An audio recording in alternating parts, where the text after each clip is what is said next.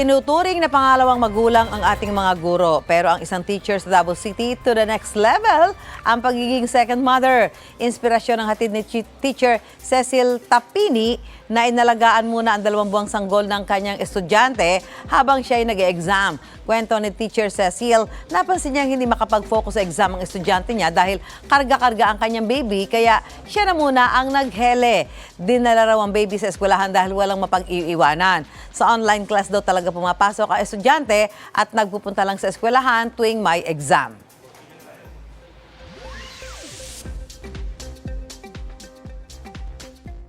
Mauna ka sa mga balita, bisitahin at mag-subscribe sa GMA Integrated News sa YouTube. Sa mga kapuso abroad, samahan nyo kami sa GMA Pinoy TV at sa www.gmanews.tv.